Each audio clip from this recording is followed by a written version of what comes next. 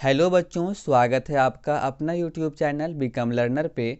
बच्चों, आज की इस वीडियो में मैं एनसीईआरटी क्लास 7th साइंस का चैप्टर 2 प्राणियों में पोषण को पढ़ाने वाला हूँ। ये इसका पार्ट 2 है। पार्ट 1 हमने पहले ही पढ़ चुका है। यदि आपने अभी तक पार्ट 1 को नहीं देखा है तो आप सबसे पहले पार्ट 1 को देख लें। पार्ट 1 का लिंक आपको वीडियो के डिस्क्रिप्शन में मिल जाएगा या फिर ऊपर आई बटन पे भी देखने को मिल रहा होगा। पार्ट 1 में हमने पाचन को डिटेल में समझा है, लेकिन एक बार फिर मैं आपको पाचन का डेफिनेशन बता देता हूँ। जटिल खाद्य पदार्थों का पाचक रस द्वारा सरल खाद्य पदार्थों में टूटना पाचन कहलाता है।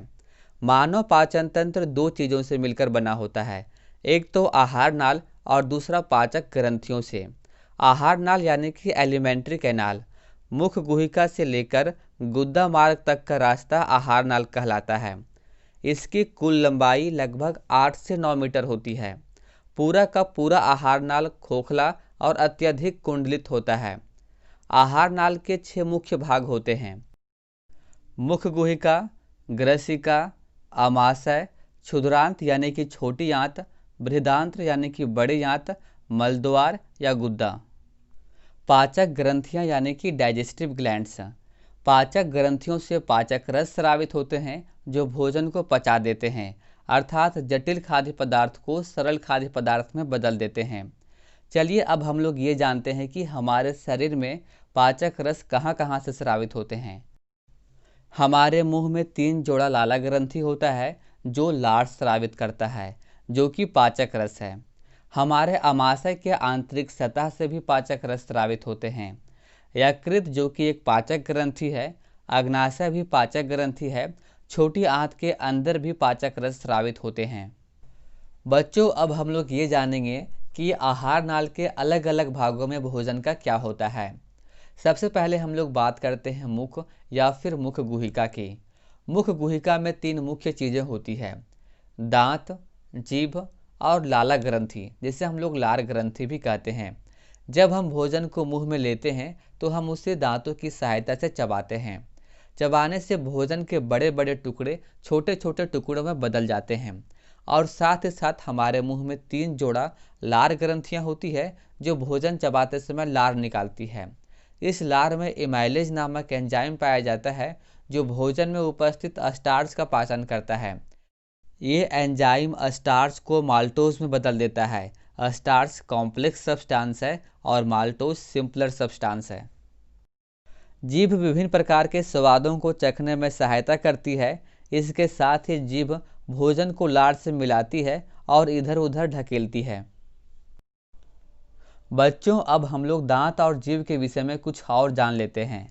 दांत हमारे पाचन तंत्र का एक महत्वपूर्ण हिस्सा होता है, क्योंकि दांत हमें भोजन को काटने, चबाने और पीसने में मदद करता है।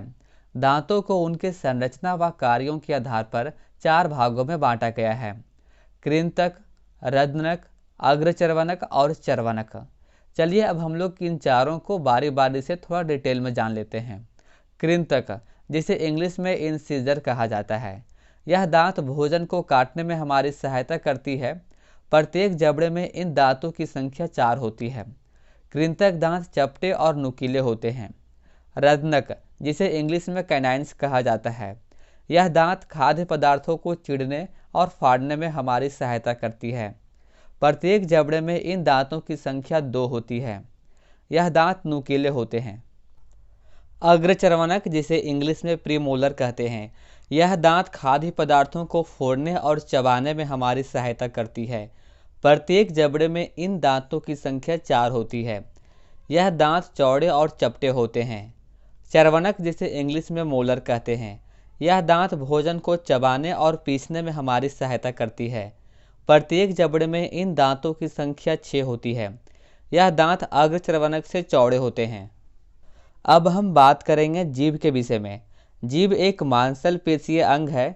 इसका पिछला भाग मुख गुहिका के निचला भाग से जुड़ा होता है।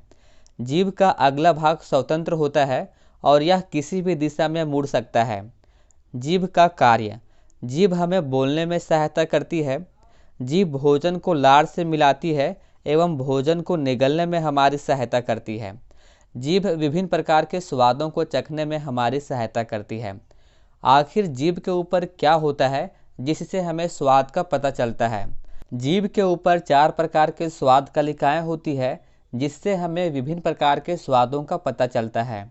अब बात आती है कि ये स्वाद कलिकाएं क्या होते हैं। जीभ के ऊपर छोटे छोटे अंकुर उभरे होते हैं जिन्हें हम स्वाद कलिकाएं कहते हैं। जीभ के अलग अलग भाग अलग अलग प्रकार के स्वादों का अनुभव करवाते हैं। जैसे कि जीभ के अगला भाग से मीठा का अनुभव होता है, इससे पीछे दोनों तरफ से नमकीन का अनुभव होता है, फिर इससे पीछे दोनों तरफ खट्टा का अनुभव होता है और सबसे पीछे के भाग से कड़वा का अनुभव होता है। अब हम बात करने वाले हैं भोजन नली यानी कि ग्रसिका के विषय में। मुंह से निकला हुआ भोजन ग्रास नली यानी कि ग्रसिका में जाता है। ग्रसिका में किसी तरह का कोई पाचक रस स्रावित नहीं होता है, जिससे ग्रसिका में भोजन का पाचन नहीं होता है। ग्रसिका में जहाँ जहाँ भोजन जाता है वहाँ वहाँ ग्रसिका फैलती है और भोजन निकल जाने के बाद वह संकुचित हो जाती है। यह प्रक्रिया चलता रहता है और भोजन नीचे की ओर सरकता हुआ आमाशय तक पहुँच जाता है। बच्चों, आज के इस वीडियो में बस इतना ही। अगला वीडियो में मैं बात करूंगा आमाशय, छोटी आंत और बड़ी आंत के विषय में। बच्चों, अगर आपको हमारा ये वीडियो पसंद आया हो तो वीडियो को लाइक ज़रूर करें और साथ ही साथ अपने दोस्तों के साथ शेयर करें।